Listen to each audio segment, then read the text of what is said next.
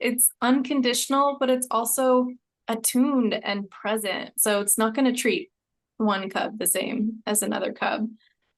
Or someone like that, it would have been, you don't see that lady stood in a corner. Stop talking daft. Separate from all that is. Like for most of history, humanity was like aware. I do.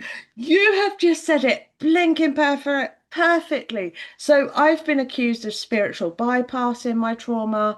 I have been accused of disassociating through my trauma, the lot. And I've Mm. gone, no, I had to walk through it, but I was in this floaty place. I didn't quite know Yeah. whether I was. Special guest, we share the flame.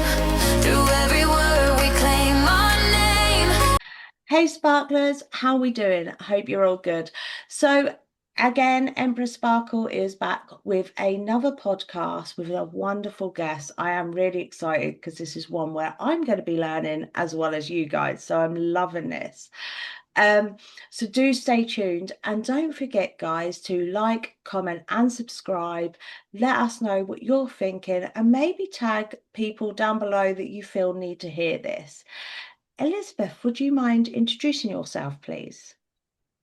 Yeah, hi. It's an honor to be here. I'm looking forward to this. I'm a somatic transformation coach, and so I have training in helping people heal trauma through their bodies, actually move it through their bodies. But something that's unique about me and why I'm excited for this conversation is that before I did my clinical training, I have always been, I guess the best word would be a mystic, because I don't like to narrow it to a particular religion or spiritual tradition. But I've had very profound mystical and spiritual experiences my entire life. And so I bring all of that into my clinical work as well. And I really love to weave neuroscience with the spiritual and the mystical path. Oh, see, now I love this because there is so much with the spiritual path, isn't there? There is so much going on with the spiritual path. I'm like, what do I ask first? I love the fact you bring in neuroscience as well, because I am very much like one of the things I did was a counseling course just so I could actually understand the way people are naturally, because I get rid of attachments. So I'm like, I love how you call it mystical because I call it clairvoyance. So I've been clairvoyant since I was young. So I'm going to ask, what was your first experience? I think let's start from the beginning. Gosh, I don't even know if I could remember, honestly. But I will say that I have lots of just, for me, a lot of times it would come in moments where I was alone in nature. Like I have just even like a moment that comes to mind right now is like probably 4 years old, maybe like standing in my backyard and just like gazing at a flower in a wheelbarrow full of rain. And it just was very almost like psychedelic. I never would have known that word for years, but just like the way that just staring into this flower just like opened up my entire world, and I just like sunk into this deeper multidimensional state, just staring at a flower as a little kid, in my backyard. I love this because this is what I say to people because that is a form of meditation. So I love Yeah. this. And this is what I say to people. We seem to naturally know how to do it as kids, don't we? We seem to naturally Yeah. know. Oh, Yeah. I love that. And it's strange, the call of nature. Oh, it's huge, isn't Oh, yeah. Oh, yeah. it? I could go on and on about nature and the sacred. Oh, it is so big. I moved from Cambridgeshire to up north. Our first house we had up north wasn't too bad, but our second house, it's the depression I feel because I'm not near nature constantly is Mm, unbelievable. Is hmm. like I Yes. worship nature. It's Yes. we need Yeah. it. As humans, we need it. I think a lot of Yeah, we people do. actually forget that.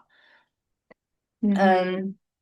I'm going to ask this because obviously it's important for grounding. So I know this is a bit off subject, so I do apologize, Elizabeth.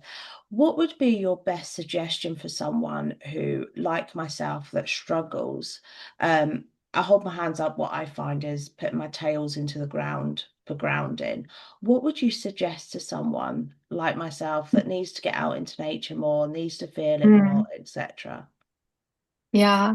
Well, the first thing, and this is the core part of my training in neuroscience, is break it down in so that it's so simple and so easy, and recognize that our bodies are already nature. So even without leaving the house, just tuning into your your physical self, even just the light coming in the window, a stone on your altar, or anything that is nearby, and just recognizing the way that it affects your nervous system just to remember. That's hilarious. We both have selenite right by our computer.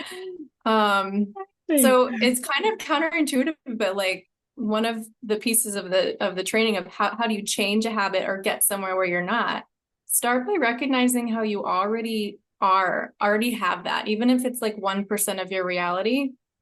It's like opening your energy field to that and recognizing and like letting yourself have that, have the feeling of the nature that you are. And then that kind of gives you this little buoy, like it actually elevates your energy to give you the energy to then take a step like outside of whatever your normal routine is and be like, okay, well, what I want to do. Maybe on the weekend, I drive to the park and I make an effort to have a deeper connection, thinking of it like nourishment. Like I'll take a bigger meal in on the weekend, but I'll start by just feeding myself what I have right here and now, if that makes sense. No, it makes perfect sense. I love that because sometimes we forget, my autistic daughter, she doesn't call us human beings. She goes, we're animals. We are. Yeah. So I love that because it is so true. We forget that we are an animal. I love Yeah, that. 100%. Embracing our animal nature is a core part of trauma healing as well. And for me, also for healing chronic illness, which was a part of my story too. Yeah, see, this is one of the things because I'm really weird now. I've walked through my trauma. I had a lot, like I had grey eyes, like my soul was gone from my eyes. I know that sounds really weird, but it was. No, Um, so I I think love it's what, more common actually than people realize. There's a lot of people whose soul is not in their body. yeah, this is the thing, and it's really sad to see, to be honest. And I love what you've said there because it one of the things that I had to do was accept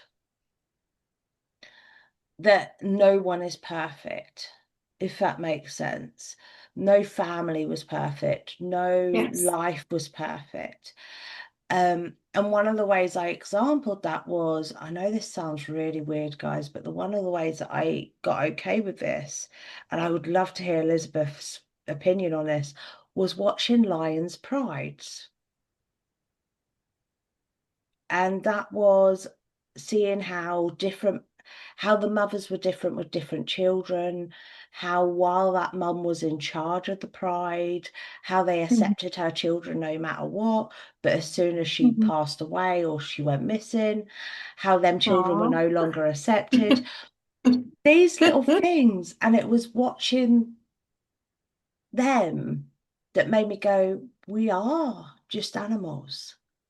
I'd love to hear Yeah. your opinion on that, Oh my lovely. gosh, I have so much to say about that. And that's so beautiful because it's such a beautiful example of like what regulated love looks like, right? It's unconditional, but it's also attuned and present. So it's not going to treat one cub the same as another cub.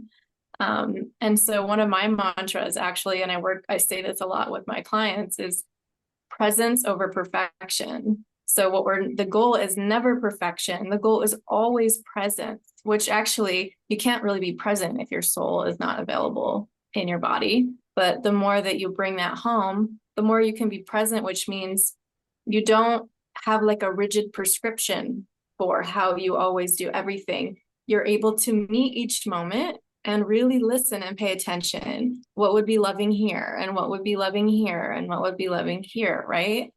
Yeah. So it's Yes, present, not perfection. Yes. I love that because there's another key thing that you said there, and it's an expression we have in our home that I've used since my girls. I think the expression come around when my autistic daughter was about 3 or 4.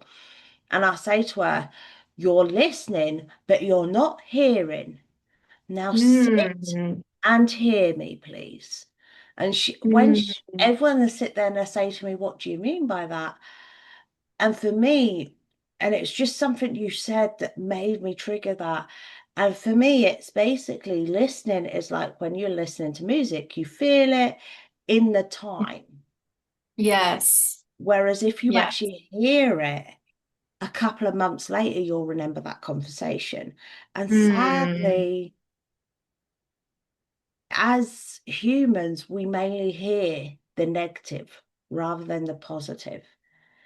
We mm-hmm, don't listen to the positive. We don't mm, hear the positive. We only listen. mm-hmm. So I was Yeah. like, we had a massive expression in our house, and it's still used to this day. You're listening, but you're not hearing. So I love Mm-hmm, what you've mm-hmm. said.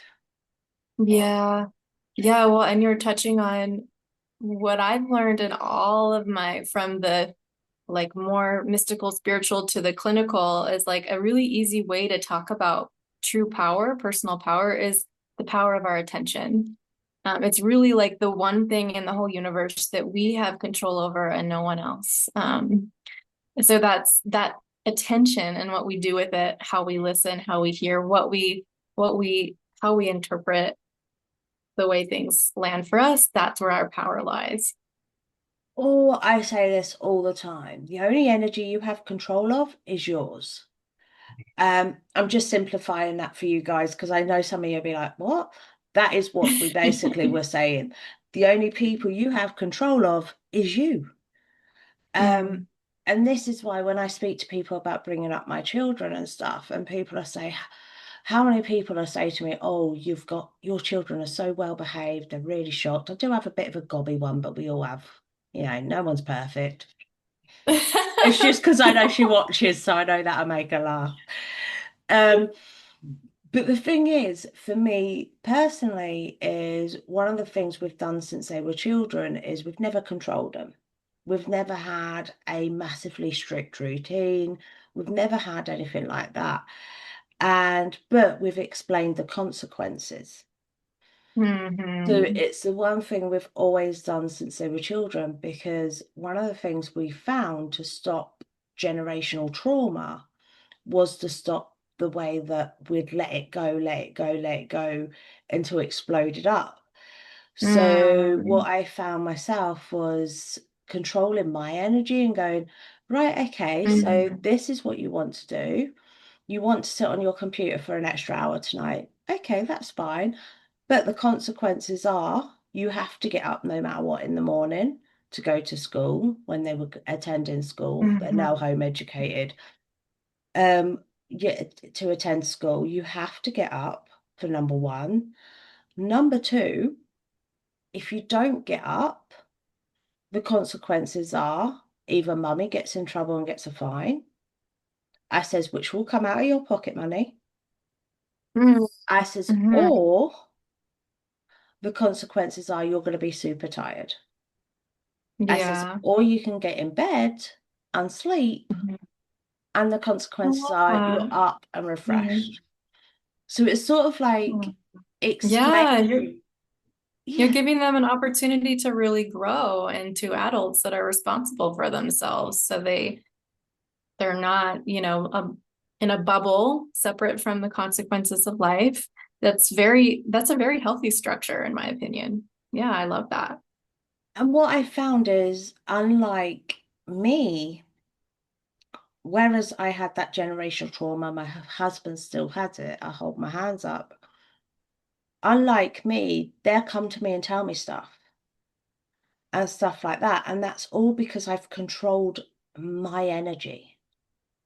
So I love what Yeah, you've, you know, I, yeah, I think that I like to do examples for them because then they can yeah, understand sort of where we're going with that.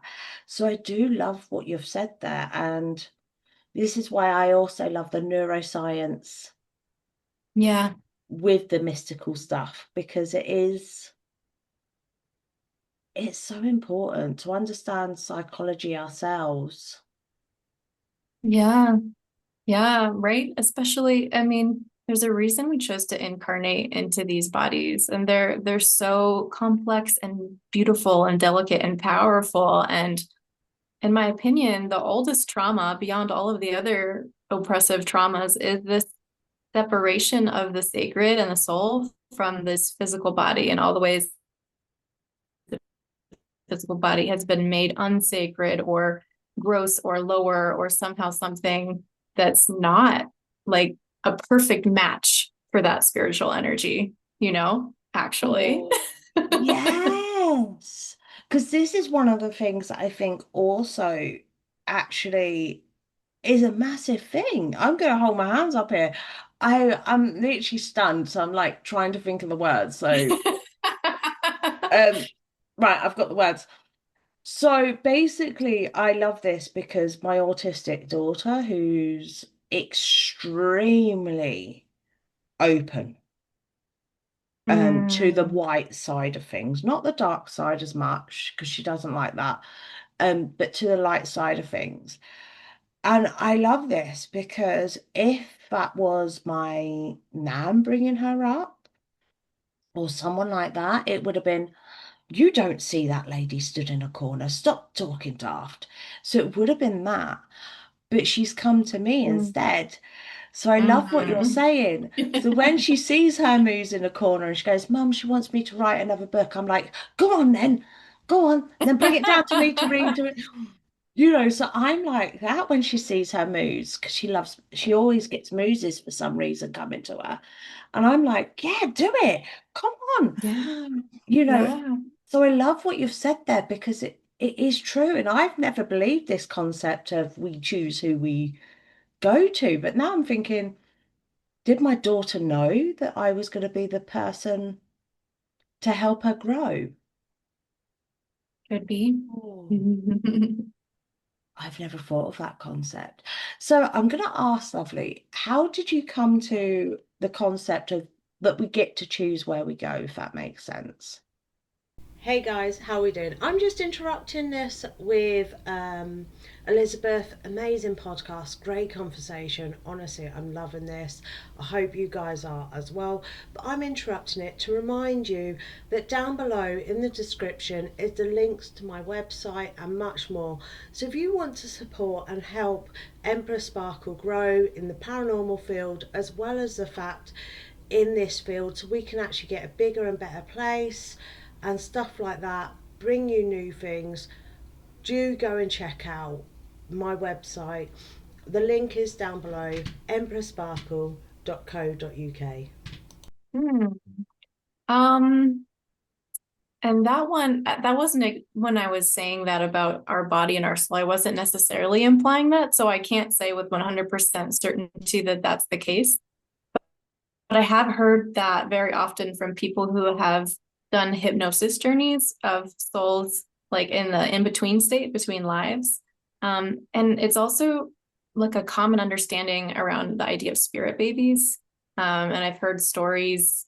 I haven't had, well, I guess I've kind of had this experience, but I'm in the middle of it, so maybe I won't share very much right now publicly. But um, I'll say one of my mentors, for example, had the experience of feeling and calling in the right child to her field when she and her partner chose to make a baby. And so there was very much that palpable, like waiting for the right soul to line up, almost like a radio signal, right? Like a um, sending out a signal and finding the right response, if that makes sense. This does. Now, this makes sense to me for more of another reason. So, if you, as you guys know, I am obsessed with East Asia. So, there's something that was an ancient practice that isn't really done now, and that's they would only have intercourse during a certain astrological time to make sure they Mm, get the right child.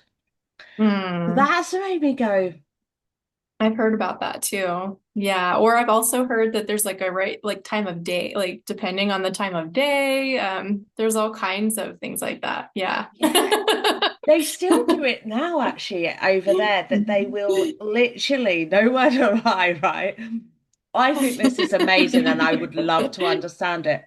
but they will literally, before they allow someone to marry into the family, etc., they will get their date, their time of birth, everything, take it to these certain shamanic leaders, and get them to do an astrology chart on whether they are actually Mm, compatible, as well as the fact yeah. whether they are actually the correct soulmates. Oh, wow. That's so sweet. It reminds me of a concept I share with my clients as well, which is, and I don't know if this was one particular indigenous group or if it was common to different indigenous peoples, but this concept of not naming the baby right away when they were born into the tribe, but actually like paying attention to them at a soul level and noticing what traits they were exhibiting. And before giving them a physical name, sort of finding a song, like a song that represented the soul or the qualities of this child, so that as they would like grow up, whenever they would sort of stray from the path, the village would just sing the song. And reminds me of how you were talking about with your daughter, like instead of punishment as a consequence, it would just be like, we're just going to remind you of like the integrity of your soul, and that will help you find your way back from whatever just way you strayed from like the path of, integrity. I love that actually. And the reason why I love that is because it's really weird. So my eldest daughter, I nearly said her name, she'll throw me. My eldest daughter, I remember well picking her name was really easy. It felt natural. It felt like that should be her name no matter what. My middle daughter is really weird. We really struggled with picking a name. Really, Mm, really struggled. And I remember picking up, this is going to sound awful. I remember picking up a bottle of um shower gel. That was what it was. Couldn't remember if it was shampoo or shower gel. It was shower gel. And I remember picking that up and I was just reading it at the back. And I don't even know why I was reading it. It was like just picked it up and read it. And it was the jasmine with orchid. And literally, I remember going, oh, I don't really like jasmine because it's spelled jasmine. And I remember that to a T. And then I mm, got down to the French spelling of jasmine, which was without the E. And I went, I didn't know it could be spelt that way. oh, yeah, And that is how she got her name. And I still remember this to yeah, this day. I don't know why I picked that up. I don't know anything. So it's strange. It was like, and her name really, I know it sounds really weird, yeah. but it suits her, if that No, makes I believe sense. it. It does. And I think sometimes it's hard to track in our modern day where we're not like living out in the jungle with the village, which is like what our biology remembers. But we're still getting those signs, just like someone might get a sign from a tree or a bird or something like an omen.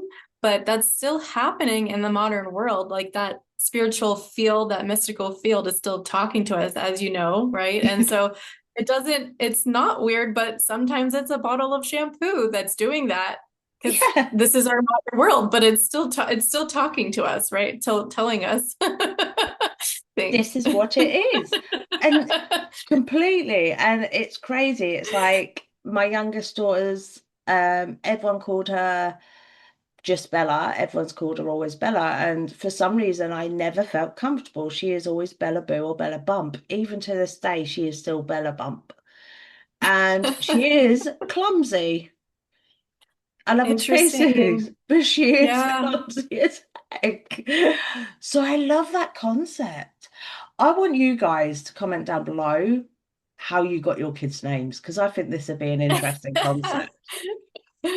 Yeah, for sure. My name was actually happened in the birth, like in the middle of labor. My parents changed my name last minute, and I was named after an ancestor whose trauma I've had to process. So I don't know if I actually am a reincarnation of her or just took on that part of the family line for ancestral healing, but that was an interesting story about my name too. Yeah. Isn't it strange how, because birth does open us up, I will admit that when we give birth, it opens us up massively. And a name is such an important thing. So I love what you're saying there. Even psychology, like everyone sits there, I only worship the Greek gods, and they know this and they respect this because I can feel there's different deities and I need a name. So I love what you're saying. Oh, this Yeah. is, Yeah. Well, it's a part of that larger sort of animist idea, and I love this. It's only like 1% or less of all of history that we've been in this sort of modern era where we think ourselves separate from all that is. Like for most of history, humanity was like aware, and it was like kind of an obvious thing that we live in this field where we're all, living and breathing the same breath with everything else, and we're always transmitting information. It wasn't like a strange woo thing. It was just like, yeah, that's reality. Um, but it, yeah, go yeah. ahead. I was just gonna say it's crazy, isn't it? So I realized you were still carrying on, but I've got a thing about saying it's crazy, or I love that. Yeah, yeah. Well, that's good. Let's go forward. Yeah. Yeah, so that's interesting to me, is you say this is the second time we've been here, because when I look at history, we've always had religions. So I'm a bit like, when's the first time we were here? S- Hmm. Hmm. So is it something you've channeled or? Well, and I'm speaking more to the worldview, like the paradigm or the worldview, like known as animism, right? Which doesn't have to look like a particular spiritual or religious tradition, but just the worldview or the mindset that humans and animals and creatures and everything are part of a sort of living, breathing, living like web that is communicating with each other all the time, which is also something that neuroscience now and quantum physics and everything in biology teaches us from a scientific perspective is true. We're like, oh, what humans knew for all that time is true. And so even the period of time in which there have been, you could say like traditional religions, like a lot of the stuff that happened that was very patriarchal in nature or dogmatic in nature, or had like a complex of needing to have superiority over another group of humans or beings, like that.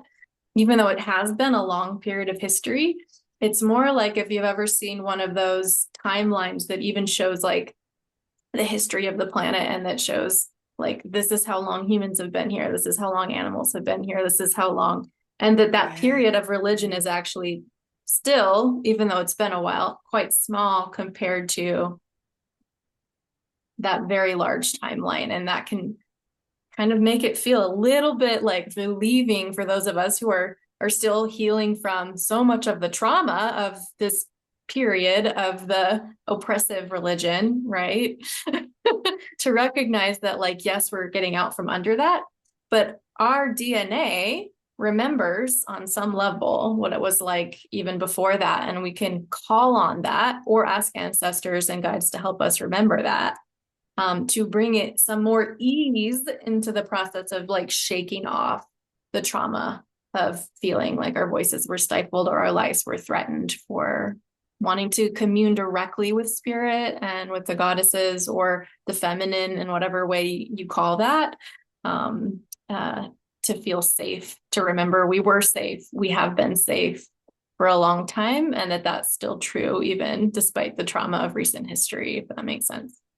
No, it makes, I am literally sat here like, whoa, that makes a lot of sense. So just to explain to you guys why this makes so much sense to me, and I've never even actually thought of it. So one of the reasons why I went to Hellenic pagan is because it's one of the oldest religions. Well, even though I talk about the gods and goddesses as if they're human, they're not. They're pronifications. So basically, so Zeus is thunder and lightning. That is what he is. So it's not like Zeus is an actual person like us. He's an energy force. Whereas what I was worshipping before, it wasn't, it was be all and end all, where there's our gods and goddesses aren't be all and end all. You have to go to a certain one for that. So I'm literally sat here going, is that what they're wanting us back to, whoever it is? They don't care what religion, we don't care what we're calling them. All they care is the Yeah. fact we're back at nature, that we understand every soul in this world is connected. Yes. Yes. It's about the relationship, right, between the divine forces. And I mean, and I was going to say something, but I was like, even that would be too much of a division. At some point, it's hard to find the words. And this is why, for a lot of my life, I've very much resonated with like Buddhism, for example, because it's almost like much more of just that state of unification and instead of that, like this versus that, us versus them, black versus white. But it's like what happens when we actually get to that nature that is the fabric that's holding together the opposites. And that the opposites have a role to play in teaching each other lessons and helping us grow up and get past our tendencies to maybe make a choice that's less mature. But there's like a level of almost like the lions that you described. There's that benevolent, like, I'm not going to punish you, but you're going to have consequences. But we're going to like, there's a holding space that's really okay with all of it and has a very benevolent and um, like almost neutral, but like in a kind way, kind of energy to it, if that makes sense. No, that makes, oh wow. So this makes perfect sense. Um, I'm loving this. I'm like, my head is like, this is making so much sense to me. Like, because I will admit, Buddhism was one of them that I sort of looked at and I was a bit like, do I go that way? But I ended up at Hellenic pagan. Mm. As I said, I love to learn. I will admit that to anyone. But for me, this is making just so much sense that I can't even get the correct words out because I don't want Yeah, people to think what I'm yeah, saying. And one of the things I say to everyone is don't listen to the myths. The myths have got too much human thought on them. Connect with the gods and goddesses, connect with their energies, etc.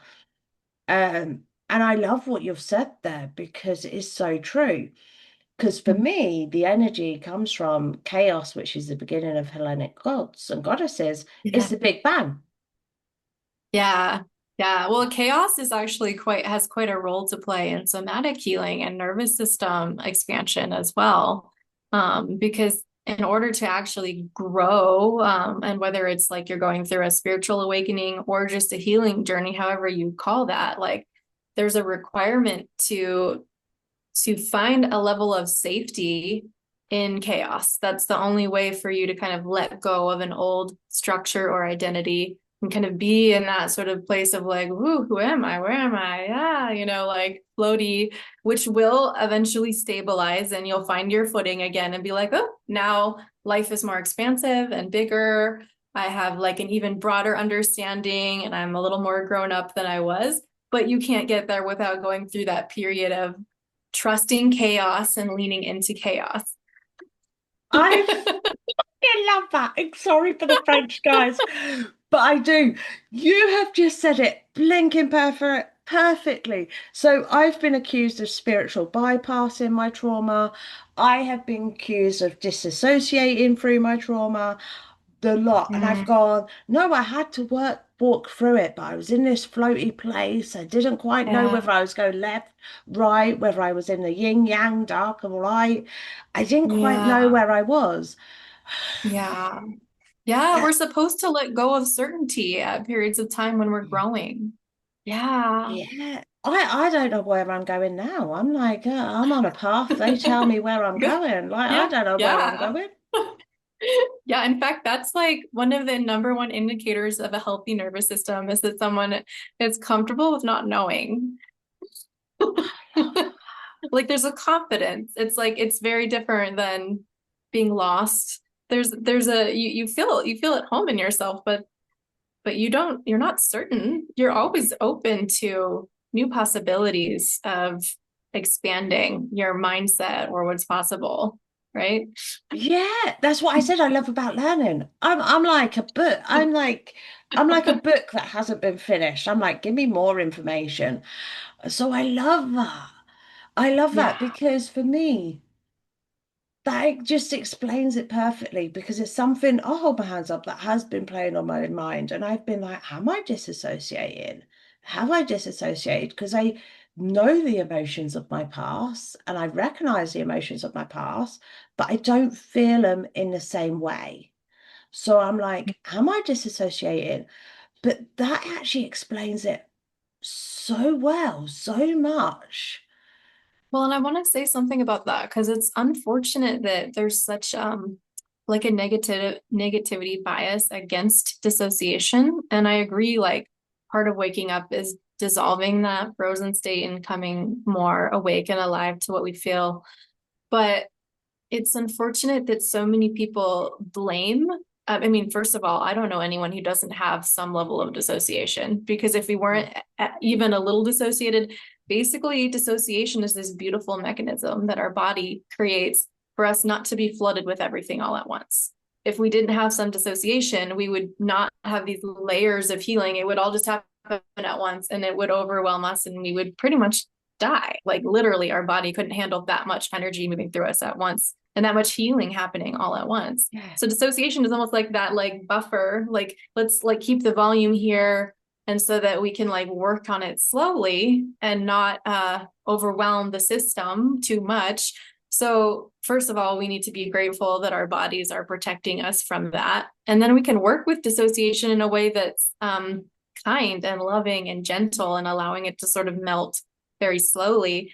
And it's not going to feel safe and trusting for that to start to happen if we're pointing our fingers at ourselves or at other people and saying, you know, you're dissociated and making it into some kind of accusatory thing. It's really not coming from a place of understanding trauma and the body's I wisdom. Yeah, see, I love this because before I was stuck in victim blaming, and I have some of my girls who are going through healing at the minute. They are stuck in the victim blaming place, and I sit there and I'm like, I just want to shake them. I will admit that, but I know it's a path they have to walk through. I had to walk through it, and it's a path where rather than you actually go, okay, this happened, what am I going to do about it? And I know that sounds Yeah. really weird. Yes. What Yeah. can you do about Agency. it? Yeah, That's actually that's how you know that your soul's back in your body and that you know that like you aren't dissociated is that you feel a sense of possibility that you can do something different now, even though something happened that was really hard before. And you don't have to hide from it or stay stuck in it. Yeah. exactly. I when I said, what am I going to do about it? And I say there's nothing I can do about it because it's in the past. But the difference I did was I changed my children's lives. So my Yeah. children haven't had to go through that. Yeah. That is Yeah. where I made the difference. That's where I made the change. Whereas before I healed, my children were going down a similar life in some ways because Mm. they didn't have a fun mum. They didn't have a mum that was okay to go out and play and just do stuff with them and Mm. stuff like that. Yeah. They had a Mm. mum that saw money was more important, to spend money on them was more important than actually spending time with them. That is what they had. Whereas now, I was saying to someone last night, I'll sit on the computer with them, like playing Minecraft for 3, 4 hours because that's what they want to do. I'm like, yeah, that's what you want to do. Let's do it. Um, Yeah.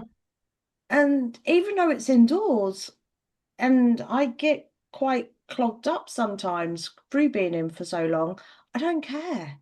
My girls know they've got a safe place. And that's what I did about it. So I love that.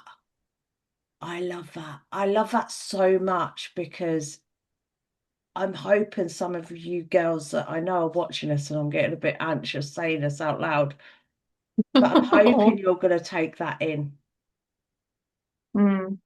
because I think it is such an important thing. Yeah. I can tell I Yeah. love that. Yeah. Healing has to start with in a way like forgiving ourselves and our bodies for doing whatever they had to do to cope, right? Like the fact that you can even talk about that way that you used to be with this kind of lightness tells me a lot about the self-forgiveness work that you've done. Like, yeah, that wasn't ideal, but you can say like, yeah, the only way to change something like that, to really change our identity and our personality, is to start by not blaming or finger pointing or judging the fact that we're always doing the best that we can with what we're given. You have to start with compassion. Like, that's the only way to start. I love that because I have two expressions that I often use with the girls. And one of them is you have to forgive you before you forgive anyone else. Yeah. That is one of my Yeah. major ones. So I Yeah. love the fact you've said that. You're the first person to bring that up without me bringing it up on the podcast. So I'm a bit like, I love that. The other thing that I often say to them is accepting the darkness within. So I love Yeah. how you've said that them for you are also two of the important things. I love that. And I've never had that before.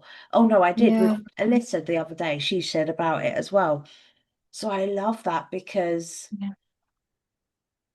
it was one of the hardest things I ever did. One of the hardest things is looking back and going, that's okay. Why are you still upset about it? And actually pointing out my flaws in that situation or pointing out that I couldn't have done anything because I was a child Mhm. and forgiving Yeah. myself for that was quite hard. It's one of the, Yeah. like, I don't know whether you've gone through it yourself, whether you found Mhm. that as well. Mhm. Like, it's, Mhm. oh, Yeah. that's Yeah. when you, Go ahead. Yeah, no, that's carry on, when what? lovely. I was just going to say the sigh, you can see it sort of like building a little bit, that proudness. Yeah, it's a healthy kind of pride, I think. Yeah. And that's to me, again, this piece of like, this is why we didn't really have time to get into this, but like I had all kinds of crazy experiences with, like dark entities and things when I was younger and all that kind of stuff. And one of the ways I was able to get through that to where now that like never happens anymore in my life was recognizing this deeper, what I've been saying, like this deeper, I don't even know whether to call it a frequency or state or reality that even sees darkness and sees that as part of a larger benevolent story, which isn't to condone it. It isn't to not have boundaries about it, but this recognition that to really grow up and be a spiritual adult, we have to have choice, right? We can't, like you do with your kids, you have to understand consequences and sometimes go down a path that isn't the lightest and learn from it and then choose from a true place inside of ourselves.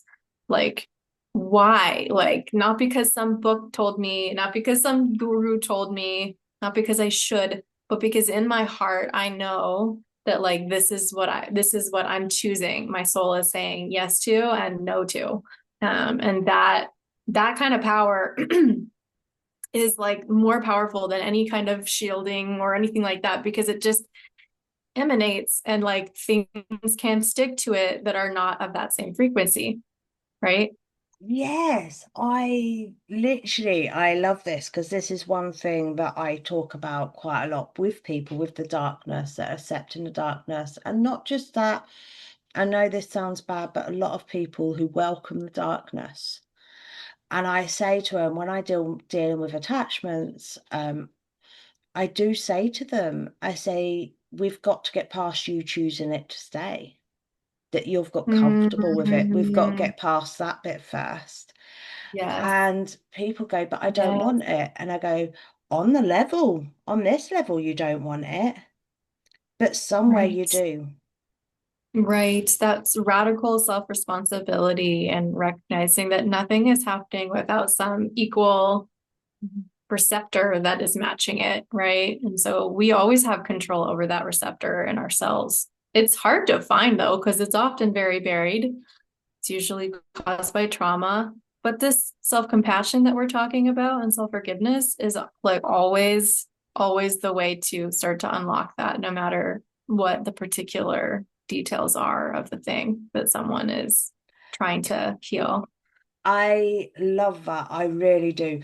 Guys, I would get further and deeper into this, but I've just realised the time myself. Yeah.